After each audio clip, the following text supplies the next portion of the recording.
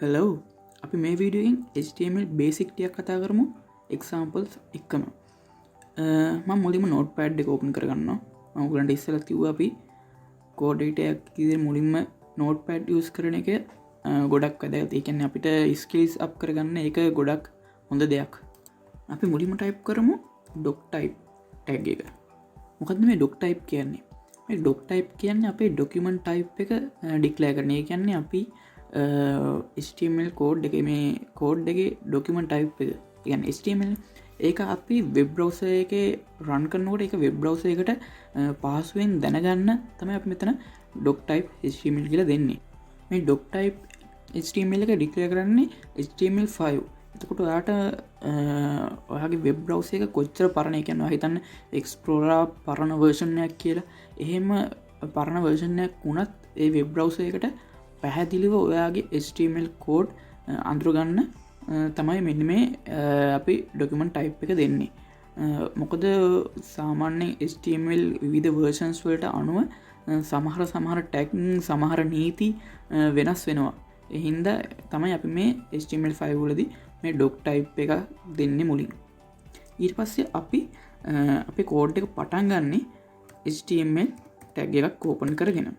මේ HTML tag එක ඇතුලේ තමයි අපි කරන සියලුම දේවල් සිද්ධ වෙන්නේ. ඊට පස්සේ අපි HTML tag එක ක්ලෝස් කරගන්නවා. දැන් මෙන්න මේ දෙක අතර තමයි වෙන සියලු දේවල් සිද්ධ වෙන්නේ. ඊට පස්සේ අපි ඕපන් කරගන්නවා head tag එක. මොකද්ද මේ head tag එක කියන්නේ? මේ head tag එක ඇතුලේ තමයි අපි CSS කෝඩ්, තව මේකට ඇතුළත් කරන දේවල්, ඊට පස්සේ ටයිටල් එක වගේ තව ගොඩක් දේවල් තියෙනවා. අපි මේක කියන්නේ HTML කෝඩ් එකට එන්න ඕනි දේවල් එහෙම ඇතුළත් කරන්න අපි මේ head එක පාවිච්චි කරනවා. මෙතන HTML මේ head. මේ විදිහට අපි head එක ඕපන් කරගෙන head එක ක්ලෝස් කරගන්නවා. අපි ඊට පස්සේ මේකේ දෙනවා ටයිටල් එක. මම මේ විදිහට ටයිටල් කෝඩ් එකක් ඕපන් කරගෙන ටයිටල් එක ක්ලෝස් කරගන්නවා. හරි. මේක තමයි අපේ සාමාන්‍ය යූස් කරන ස්ට්‍රක්චර් එක. ඊට පස්සේ තියෙන්නේ අපේ බොඩි එක. මේ බොඩි එක ඇතුලේ තමයි අපේ වෙබ්සයිට් එක පෙන්නන හැම දෙයක්ම අපි ටයිප් කරන්නේ.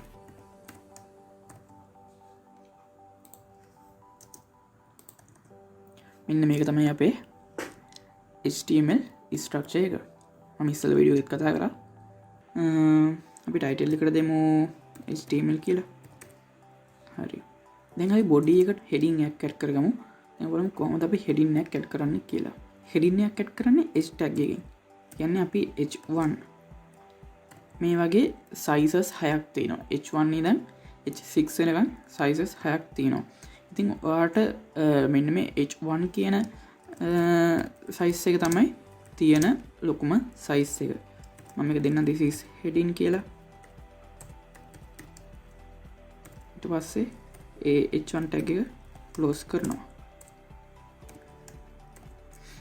දැන් මේ copy එකක් ගමු.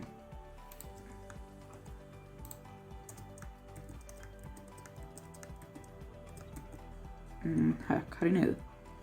මේක size එක වෙනස් කරමු.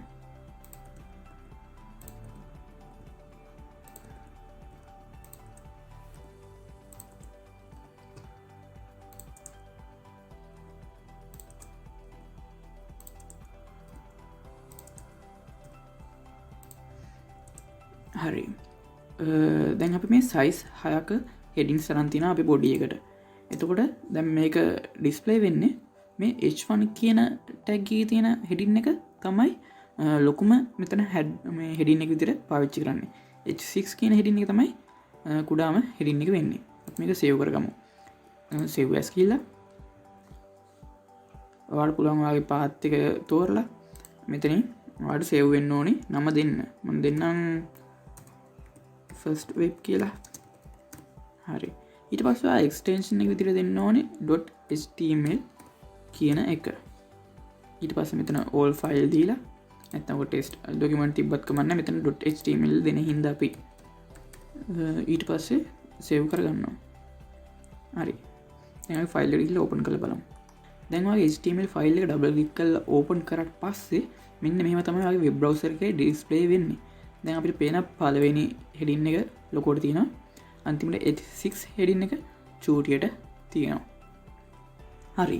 දැන් අපි බලමු කොහොමද අපි පැරග්‍රාෆ් එකක් ඇඩ් කරගන්නේ කියලා. අපි පැරග්‍රාෆ් එකක් ඇඩ් කරගන්න යූස් කරන්නේ p කියන ටැග් එක. මෙන්න p කියන ටැග් එක ඇතුලේ තමයි අපි පැරග්‍රාෆ් එකක් ටයිප් කරන්නේ. මෙතන දෙනවා this is paragraph කියලා. sorry. හරි. දැන් මේක අපි සේව් කරලා රන් කරලා බලමු. දැන් ඔයාලා මෙන්න මේ විදිහට ඔයාගේ පැරග්‍රාෆ් එක පෙන්වනවා. ඊළඟට බලමු අපි කොහොමද මේකට ලින්ක් එකක් ඇඩ් කරගන්නේ. කියන්නේ ඔයා දැකලා ඇති ඔයා වෙබ්සයිට් වල ලින්ක් ඇඩ් කරලා තියෙනවා. එහෙම නැත්නම් බටන්ස් ඇඩ් කරලා තියෙනවා. මේ බටන්ස් වලින් බටන් එකක් ක්ලික් කරාම යන්නේ ඒ ලින්ක් එකට. අන්න ඒ වගේ දැන් ලින්ක් ඔයා දැකලා තියෙන නිල් පාටින් යටින් ඉරක් ගිහිල්ලා වගේ එහෙම ලින්ක් තියෙනවා. අන්නේ ලින්ක් එකක් ඇඩ් කරගන්නේ කොහොමද කියලා. ඒකට අපි යූස් කරන්නේ ඇන්කර් ටැග් එක. ඒ කියන්නේ A කියන ටැග් එක. අපි මේ A කියන ටැග් එක ඇතුලේ දෙන්න ඕනේ අපේ පාත් එක. පාත් එක කියන්නේ ඔයා දැන් යන්න ඕනේ වෙබ්සයිට් එක. කියන්නේ ඔයා මොකක් හරි වචනයක් ක්ලික් කරාම ඔයා යන්න ඕනේ වෙබ්සයිට් එකේ ලින්ක් එක ඇඩ්‍රස් එක දෙන්න ඕනේ මෙන්න මෙතනින් තමයි. ඒකට අපි href කියන මෙන්න මේ වචනේ පාවිච්චි කරනවා ඇට්‍රිබියුට් එක. ඒ කියන්නේ දැන් මේ href සමානයි උඩු කොමා ඇතුලේ අපේ ලින්ක් එක දානවා. හරි. ඊට පස්සේ මෙතනින් දෙන්න ඕනේ ඔයාගේ ලින්ක් එක ඩිස්ප්ලේ වෙන්න ඕනේ නම හරි මොකක් හරි වචනේ. ඒ කියන්නේ දැන් අපි මේ තනින් දෙන එක අනුව තමයි අපේ ඩිස්ප්ලේ වෙන්නේ මොකද්ද එතන පෙන්වන්නේ කියලා. ඒ කියන්නේ අපේ ඩිස්ප්ලේ වෙන වචනේ මෙන්න තින් තමයි දෙන්නේ. මෙතනින් දෙනවා epic කියලා. ඊට පස්සේ anchor tag එක close කරනවා. දැන් අපි මෙන්න මේ epic කියන එක බටන් එක එබුව ගමන්, ඒ කියන්නේ epic කියන වචනේ එබුව ගමන් යන්න ඕනේ මෙන්න මේ link එකට. ඔන්නම තමයි අපිට පෙන්වන්නේ අපි ඇඩ් කරපු link එක. දැන් අපි මේ ක්ලික් කරාම යනවා ඒ ඕනි කරන වෙබ්සයිට් එකට. ඊට පස්සේ බලමු කොහොමද අපි අපේ වෙබ්සයිට් එකට ඉමේජ් එකක් ඇඩ් කරගන්නේ කියලා. ඒකට අපි යූස් කරන්නේ img කියන ටැග් එක. මේකෙත් අපි ඉස්සෙල්ලා දැන් ලින්ක් එකක් දෙන්න පාත් එක දුන්නේ. අන්න ඒ වගේ මෙතනත් පාත් එක දෙන්න තියෙනවා. ඒකට අපි යූස් කරන්නේ src කියන එක. ඊට පස්සේ උඩු කොම ඇතුලේ අපි දෙන්න ඕනේ අපේ ඉමේජ් එක තියෙන තැන. ඒ කියන්නේ ඔයාගේ කම්පියුටර් එකේ කොහේ හරි තියෙනවනම් ඒ කම්පියුටර් එකේ ඒ ඉමේජ් එකට එන පාත් එක මෙතනින් දෙන්න ඕනේ. එහෙම නැත්නම් ඔයා වෙබ්සයිට් එකකින් මේකට ගන්න ඕන ඉමේජ් එක, ඒ ඉමේජ් එකේ ලින්ක් එක මෙතනට කොපි කරන්න ඕනේ. දැන් මම කරන්නේ මම මගේ දැන් HTML page එකේ තියෙන දැන් මේ HTML code එක මේක සේව් කරලා තියෙන ෆයිල් එකටම මම දැන් ඉමේජ් එකක් දාගෙන තියන්නේ මෙන්න මේ වගේ. ඉතින් මම එන්නේ ඉමේජ් එක තමයි දැන් ඇඩ් කරන්න යන්නේ. එතකොට දැන් මේ ඉමේජ් එක තියෙන්නේ අපේ HTML code එකේ තියෙන ෆයිල් එකේමයි.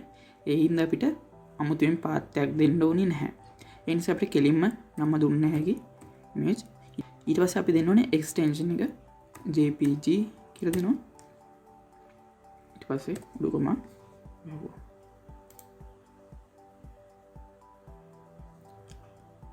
ඊට පස්සේ අපි දෙන්න ඕනේ alt.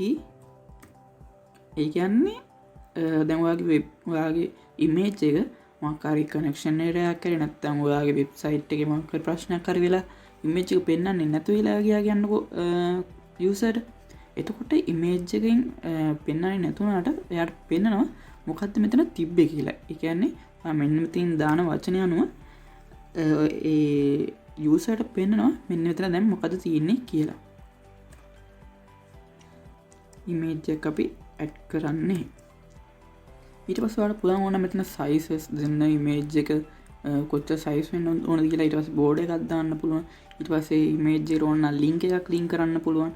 මම මේ හැම දෙයක් ගැනම ඉස්සරහට කතා කරනවා. මේ බේසික් එකක් විතරයි කියලා දෙන්නේ. මේ අපිට අපි නිතරම එදිනෙදා පාවිච්චි කරන ටැග්ස් වල පොඩි බේසික් එකක් විතරයි කියලා දෙන්නේ. මම හැම එකක්ම එකින් එක වෙන වෙනම වීඩියෝස් වලින් ඔයගලන්ට අරන් ඉන්නම්. රන් කරාම ඔන්නම ලොකු ඉමේජ් එකක් එනවා. ඉතින් මම අරගේ size එක වෙනස් කරන්නම්. විත් එක දෙන්නම් 300 කියලා. ඊට පස්සේ height එක දෙන්නම් 200 කියලා. දැන් අපි සේව් කරලා බලමු.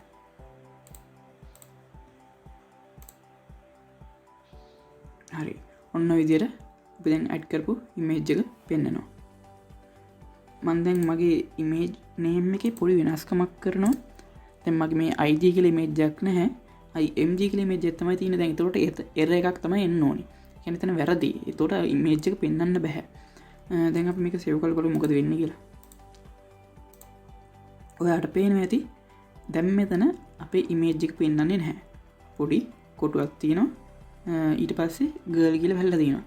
දැන් මේක මෙන්න මෙහෙම වුණාම ඒතකොට යූසර් දන්නවා හරි. මෙතන තියෙන දැන් ගර්ල් ළමයිගේ පින්තූරයක්. ගර්ල් කෙනෙක්ගේ පින්තූරයක් තියෙන කියලා යූසර් දැනගන්නවා.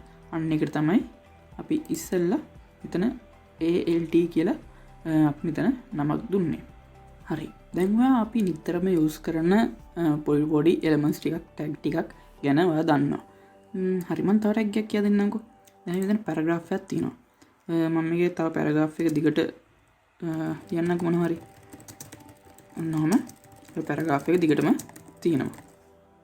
අපි දැන් ඕනේ මේ පැරග්‍රාෆ් එක මැදින් වෙන් කරගන්න. ඒ කියන්නේ ඒක රූලක් පල්ලට ගන්න. ඒ කියන්නේ මේක පැරග්‍රාෆ් එක දිග වෙන්න ඔටෝම පේලි පල්ලට එනවා. එහෙම නෙමෙයි. වෙනව නිකන් එන්ට් එකක් ඔබලා වෙනව පල්ලට ගත්තා වගේ මේක වෙනව පල්ලට ගන්න ඕනේ. ඒකට අපි යූස් කරනවා br ටැග් එක. මේ br කියන ටැග් එක යූස් කරනවා. මේ br ටැග් එකෙන් වෙන්නේ අපි එක රූල් එකක් ස්කිප් කරන එක. ඒ කියන්නේ එක රූල් එක පල්ලට ගන්න එක තමයි මේකෙන් කරන්නේ. අපි මේ ටැග් එක ක්ලෝස් කරන්නේ නැහැ. ඒ කියන්නේ අපි මේ ටැග් එක නිකන් මෙහෙම දැම්මම ඇති. අපි මේක සේව් කරලා බලමු. දැන් ඔන්න පේනවා ඇති මෙතන අපි ටයිප් කරපු පැරග්‍රාෆ් එක මෙතනින් වෙන් වෙලා ඊළඟ රූල් එකට ඇවිල්ලා තියෙනවා. මේ වීඩියෝ එකෙන් ඔයගොල්ලන්ට පොඩි බේසික් නොලෙජ් එකක් එන්න ඇති HTML කොහොමද යූස් වෙන්නේ, කොහොමද අපි කෝඩ් එක ටයිප් කරන්නේ, මොනවද අපි නිතරම යූස් කරන ටැග් කියලා වගේ. ඉතින් ඔයගොල්ලන්ට මේ පොඩි කරුණු ටික යොදාගෙන සාමාන්‍යයෙන් ප්‍රැක්ටිකල් එකක් ඔයගොල්ලන්ට තනියම කරගන්න පුළුවන්. මම ඊළඟ වීඩියෝ එකෙන් කතා කරන්නම් ඇට්‍රිබියුට්ස් කියන්නේ මොනවද කියලා. එහෙනම් ඊළඟ වීඩියෝ එකෙන් හම්බෙමු.